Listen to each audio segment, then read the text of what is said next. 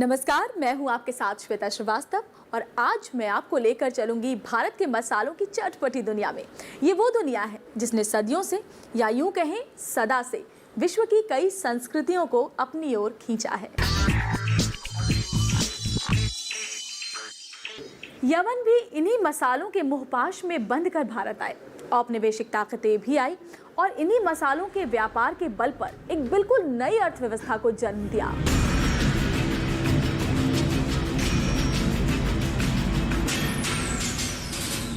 इतिहास गवाह है कि भारतीय व्यापारियों ने इन्हीं मसालों के बल पर कई छोटे छोटे द्वीपों को खरीद लिया।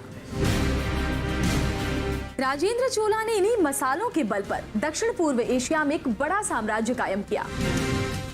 आज विदेशों में भी भारत के मसालों की बड़ी मांग है और भारत मसालों का निर्यात करके अरबों रुपए अर्जित करता है।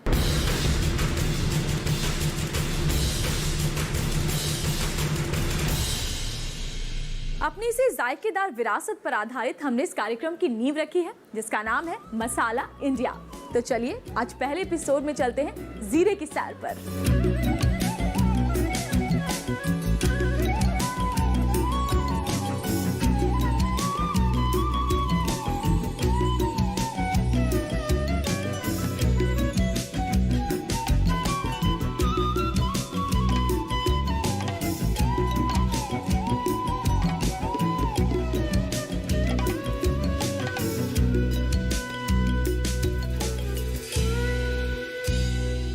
जीरा को मसालों की दुनिया में हीरा कहा जाता है। यूं तो भारत के अलावा सीरिया, मिस्र, इराक, नॉर्थ अफ्रीका और चीन में भी जीरा उपजाया जाता है, लेकिन भारत के बाड़मेर के जीरे का कोई जवाब नहीं।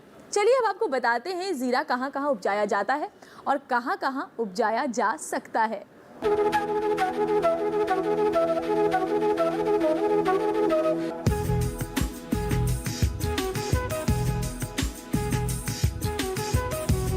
बिन बादल नाचता मोर,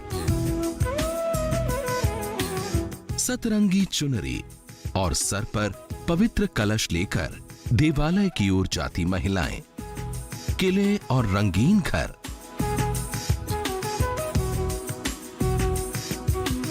ये राजस्थानी और गुजराती परिवेश की झलक है और इसी परिवेश में उपजता है भारतीय मसालों का सिरमौर जीरा।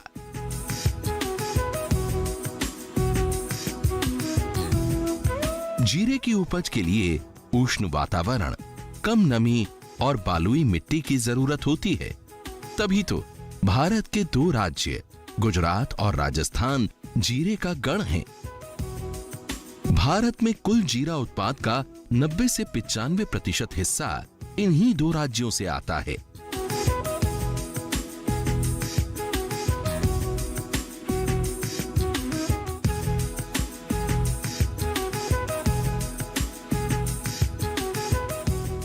अगर आंकड़ों पर ध्यान दिया जाए तो जीरे का उत्पादन राजस्थान में सबसे ज्यादा बाड़मेर में होता है।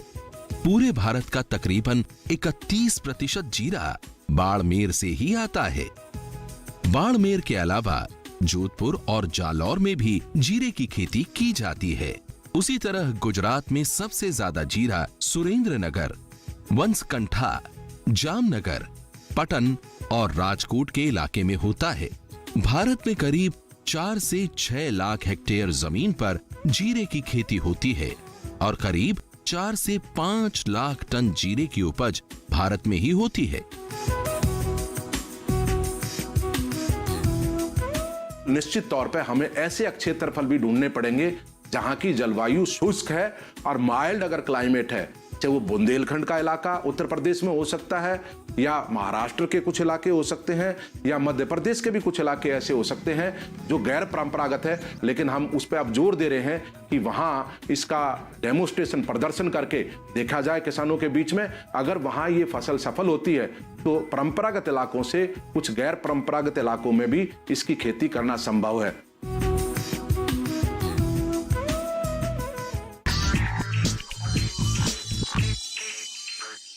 नवंबर और दिसंबर में जीरे की फसल को खेतों में लगाया जाता है और किसानों को इसे काटने के लिए कुछ महीनों का इंतजार करना पड़ता है।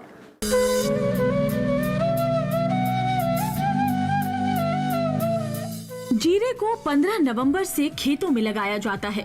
करीब 1-1.5 महीने बाद इसमें फूल लगने लगते हैं। ये देखिए, ये है जीरे का फूल।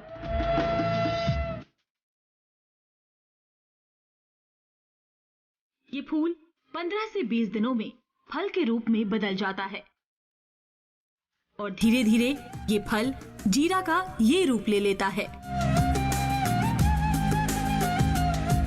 जीरे की फसल तैयार होने में करीब 120 से 130 दिन का वक्त लगता है। इसके साथ दिखने वाले हरे हरे पौधे ये जीरे के पौधे के बॉडीगार्ड होते हैं।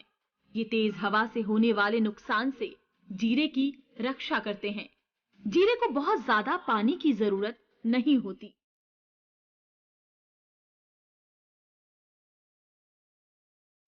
कि हम बहुत ज्यादा इसको खाद पानी नहीं चाहिए दूसरी फसलों के मुकाबले।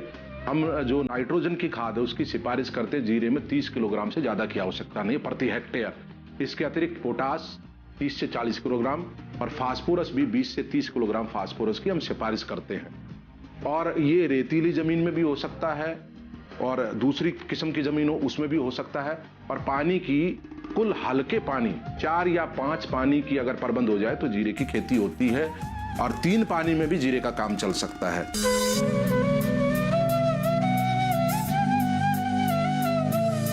जीरे की फसल को कुछ रोगों से बचाना भी होता है, जैसे जमीन से लगने वाला उमटा रोग। पहले RZS-19 नाम की वैरायटी थी। एक जीरे में सिर्फ एक ही वैरायटी थी।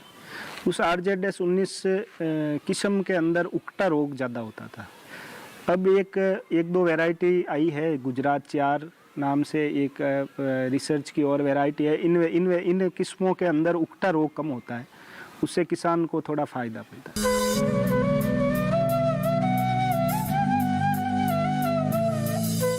जीरे में लगने वाली सबसे खतरनाक बीमारी है कालिया रोग। अगर जीरे के पकने के बाद असमय बारिश या ओले पड़ जाएं, तो जीरा काला हो जाता है। फिर सबसे बड़ी जो दिक्कत आती है जीरे के उगाने में वो आती है अल्टरनेरिया ब्लाइट, जिसको हम बोलते हैं झुलसा, जिसको वहां की जो स्थानीय भाषा है राजस्थान से लेकर गुजरात तक जो किसान है वो जानता कालिया के नाम से उसको जानता है। फिर इस फसल में पाला भी लगता है बड़ा भयंकर रूप से। अगर पाला ज्यादा पड़ता है तो पाले का भी नुकसान होता है। लेकिन उसके लिए भी हमने कई ऐसी तकनीक विकसित की हैं, जैसे कि किसान प्लास्टिक की, पारदर्शी प्लास्टिक की टेम्परेरी अस्थायी दीवारें खड़ी कर दे 10-10, 8-8 मीटर की दूरी पे, 1 मीटर की ऊंचाई पे, तो निश्चित तौर पे पाले से किसान फसल को बचा सकता है।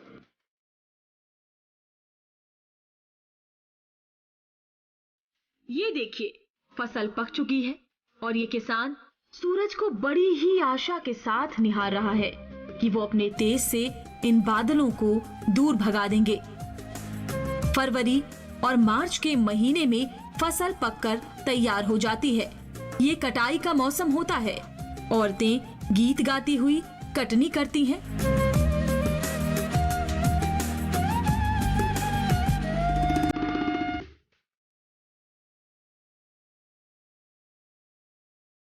फिर दौनी होती है और उसके बाद जीरे को उसाया जाता है।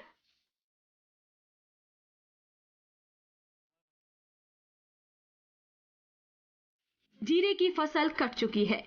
किसान पंचायत घर में एकत्रित हुए हैं और मंडी जाने की तैयारियों पर विचार विमर्श कर रहे हैं और महिलाएं खुशी के गीत गाने में लगी हैं।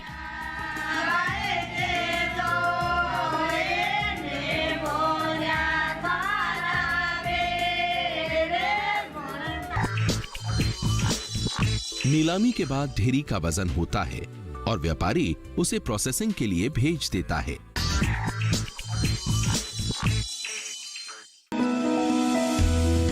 जानकारी जो किसानों के लिए हो लाभकारी, समस्याओं पर पड़ेगा समाधान भारी, कृषि की हर बात का ख्याल, कब कैसे की जाए बेहतर देखभाल, जानिए विशेषज्ञों के साथ, देखिए खेत खलिहान, सोमवार से शुक्रवार सुबह 7 बजे डीडी किसान पर।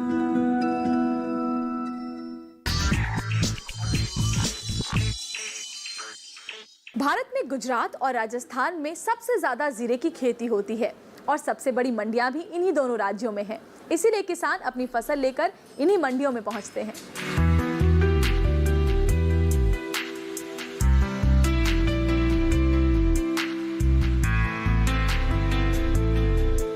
जोधपुर का प्रसिद्ध मेसाणा फोर्ट और इसके आसपास बसा पुराना शहर, इसके दूसरे छोर पर है विश्व प्रसिद्ध जीरा मंडी। यहां किसान सवेरे से ही अपनी जीरे की फसल लेकर पहुंचने लगते हैं और बड़ी ढेरी लगा लेते हैं, जैसा कि आप यहां देख सकते हैं।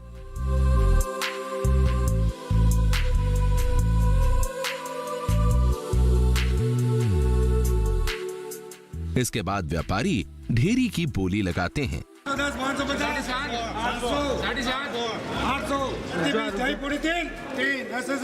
बोली लगाते समय वहां एक सरकारी कर्मी भी होता है और वो ढेरी का एक न्यूनतम भाव निर्धारित करता है।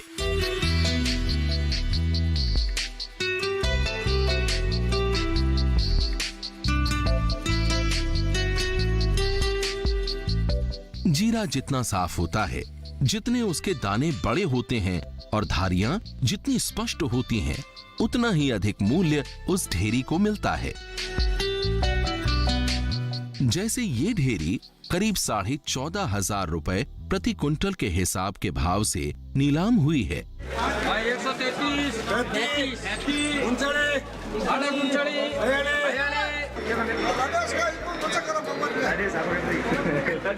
133,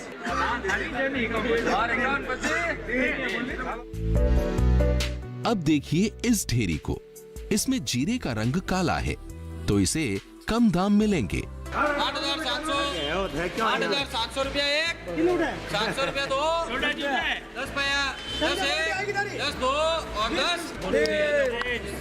और हुआ भी यही, इसकी नीलामी 9,000 रुपए प्रति कुंटल पर हुई।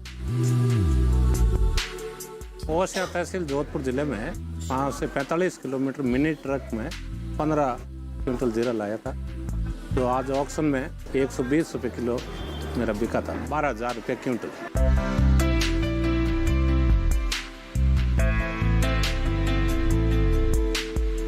इस मंडी में प्रतिदिन करोड़ों रुपए के जीरा की खरीद और बिक्री होती है और ये मंडी यहाँ आने वाले किसानों को कई सुविधाएं भी उपलब्ध कराती है।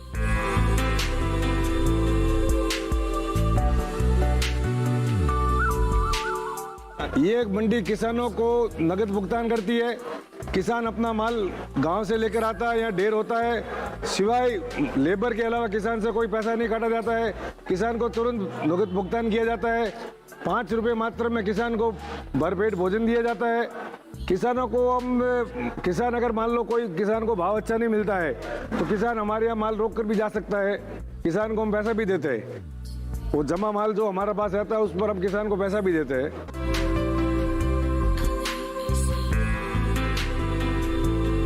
नीलामी के बाद ढेरी का वजन होता है और व्यापारी उसे प्रोसेसिंग के लिए भेज देता है।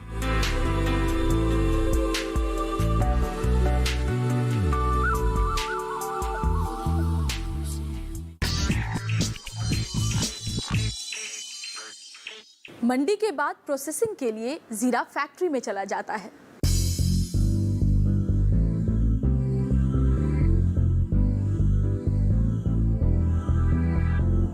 ये देखिए, इस फैक्ट्री में जीरा प्रोसेसिंग के लिए आया है। प्रोसेसिंग की प्रक्रिया में सबसे पहले चुंबकों की सहायता से जीरे में उपस्थित मेटालिक जैसी चीजों को अलग किया जाता है, जैसे काटी लोहे के टुकड़े। फिर जीरे से धूल कण को अलग किया जाता है।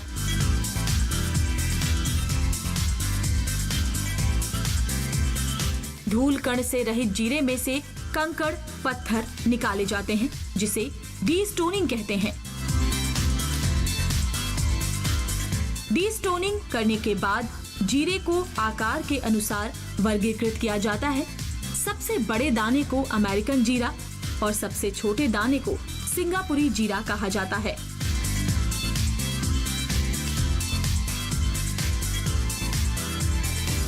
क्वालिटी जब माल क्लीन हो जाता है उसके बाद हम उसमें कैटेगरी देखते हैं भाई, जो बड़ी प्योरिटी और साइज़ के हिसाब में क्वालिटी डिसाइड करते हैं कि भाई हमारे हिसाब से हम हमारे खुद के ब्रांड से जिसमें प्लेटिनियम, गोल्ड, सिल्वर और एक नॉर्मल क्वालिटी वो हम बनाते हैं। इवन जैसे कोई बायर है फॉरेन के हिसाब से हम 4 क्वालिटी बनाते हैं, यूएस, यूके, यूरोप और सिंगापुर।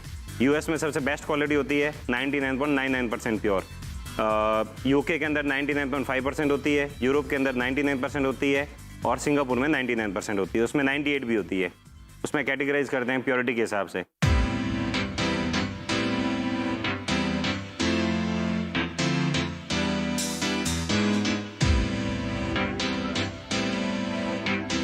इसके बाद इसको पैक करके गंतव्य पर भेज दिया जाता है।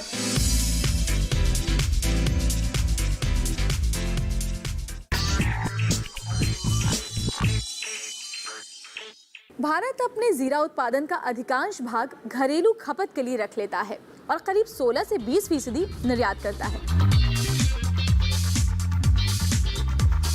जैसा कि हमने बताया, भारत जीरे का एक बड़ा उत्पादक है, लेकिन जीरे की घरेलू मांग बहुत अधिक है। आपको ये भी बता दें कि ज्यादातर उत्तम किस्म के जीरे की खपत देश में ही हो जाती है। 395 करोड़ से हमारे को पिछले वर्ष 1600 करोड़ रुपए विदेशी मुद्रा के रूप में देश को अर्जित हुए हैं जीरे के निर्यात से। अगर भारतीय एक्सपोर्ट के आंकड़ों पर नजर डालें तो भारत सबसे ज्यादा जीरा अमेरिका को निर्यात करता है, उसके बाद संयुक्त अरब अमीरात और फिर नेपाल।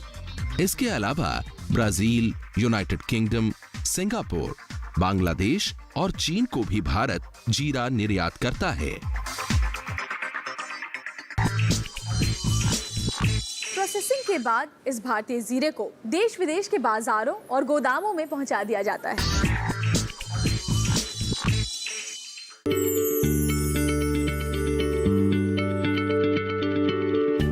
क्या आप किसी बीमारी से परेशान हैं? चाहते हैं डॉक्टर की सलाह?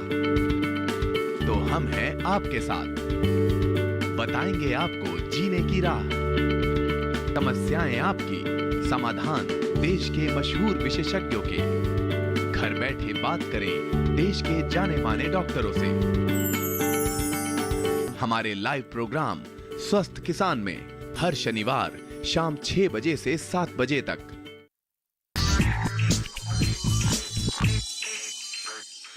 प्रोसेसिंग के बाद इस भारतीय जीरे को देश विदेश के बाजारों और गोदामों में पहुंचा दिया जाता है।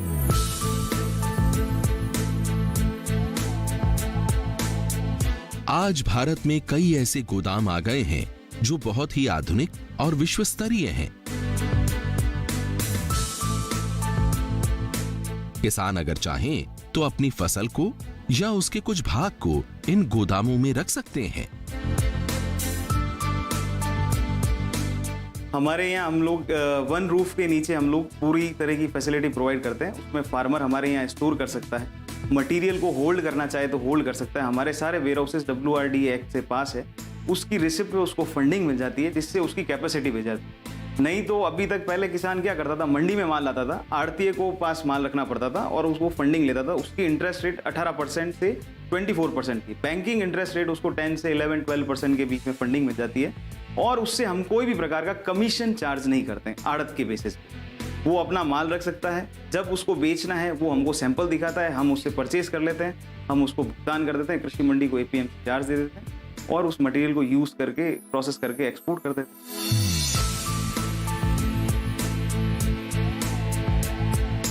यही नहीं, इन गोदामों की अपनी लेबोरेटरीज भी होती हैं, जहां वो जीरे की रासायनिक टेस्टिंग करते हैं। जैसे यहाँ देखिए, जीरे की गुणवत्ता का निरीक्षण हो रहा है। इसमें जीरे को लंबाई, मोटाई, कटाई के अनुसार अलग किया जा रहा है।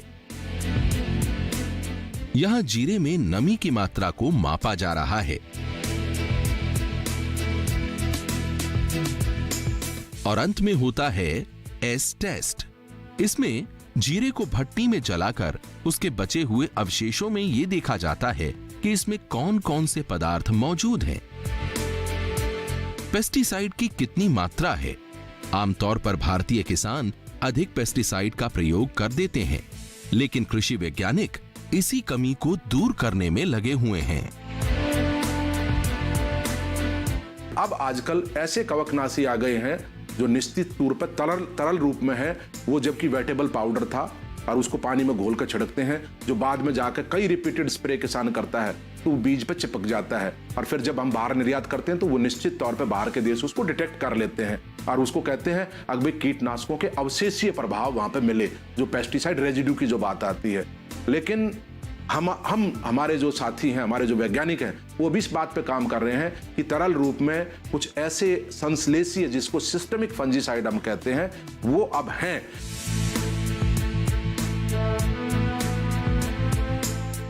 2007 में सरकार ने भारत में कमोडिटी ट्रेडिंग की अनुमति दे दी। शेयर स्टॉक मार्केट में जैसे आम आदमी शेयर खरीदता है, उसी तरह एनसीडैक्स में निवेशक कमोडिटी या वस्तु को बिना हस्तांतरण किए खरीदता है। कमोडिटी मार्केट में जीरे का विशेष स्थान है, लेकिन भारतीय किसान इसका फायदा नहीं उठा पाते।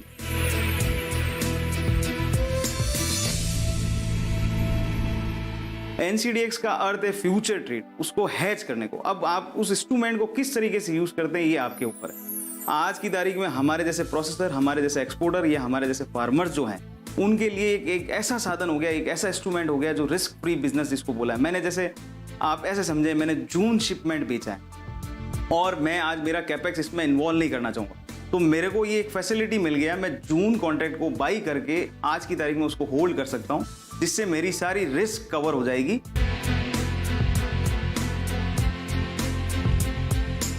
ये गोदाम एनसीडैक्स द्वारा प्रमाणित होते हैं, जहां जीरे का स्टॉक रखा जाता है।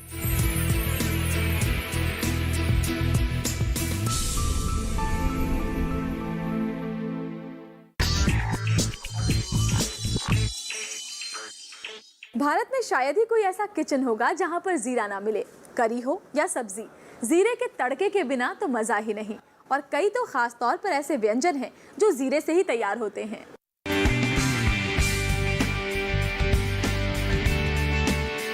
भारत में जीरे का उपयोग हर रसोई में होता है, फिर चाहे वो व्यक्ति विशेष का घर हो या हो कोई होटल। जीरे से बने कुछ व्यंजन बहुत ही मशहूर हैं, जैसे कि जीरा चावल, आलू जीरा।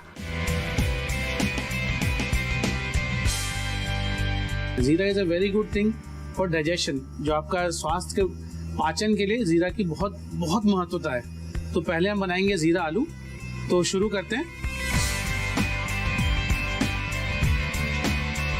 ये देखिए, हमारे शेफ यहाँ आलू जीरा की सब्जी बना रहे हैं। आलू जीरा बनाने की प्रक्रिया में सबसे पहले घी को गर्म किया जाता है, उसके बाद उसमें डाला जाता है जीरा, ताकि जीरे की सुगंध व्यंजन को और जायकेदार बना दे। जीरे के बाद डलती है हल्दी, फिर उबले हुए आलू, लाल मिर्च, अदरक, कटी हुई हरी मिर्च, धनिया और आखिर में स्वाद अनुसार नमक।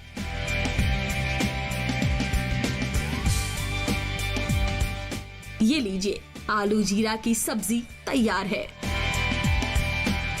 जीरा ड्रिंक भी भारत में काफी मशहूर है। आप देख रहे हैं कि हमारे शेफ यहाँ जीरे की तड़के वाली छाछ बना रहे हैं। जीरा एक एंटीऑक्सीडेंट भी है, जो आपके जनरल स्वास्थ्य के लिए बहुत अच्छा है। इसके अंदर आयरन कंटेंट काफी हाई है, तो अनीमिया में भी बहुत यूज किया जा सकता है। इसमें फ्री रेडिकल्स हैं, इसमें लैक्टेटिंग मदर या गर्भवती स्त्रियों के लिए भी बहुत अच्छा है ये।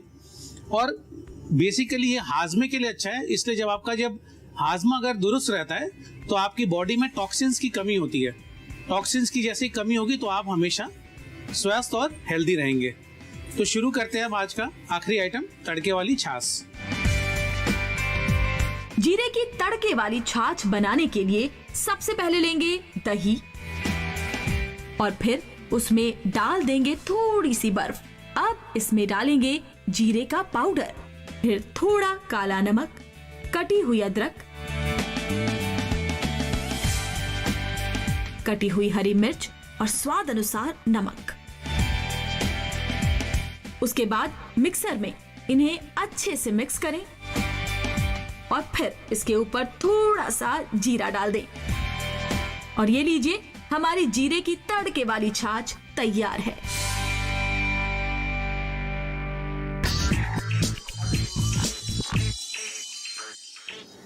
दोस्तों, जीरा में कई औषधीय गुण भी है, जैसे ये पेट के लिए काफी फायदेमंद है, खून बढ़ाता है और साथ ही त्वचा में चमक लाने में भी काफी कारगर साबित होता है।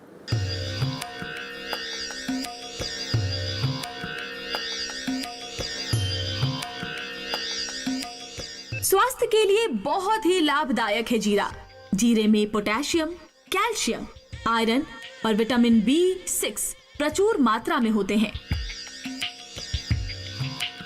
इसीलिए जीरा के सेवन से खून की मात्रा बढ़ती है, चेहरे पर चमक आती है और पेट के लिए तो ये बहुत ही लाभदायक है।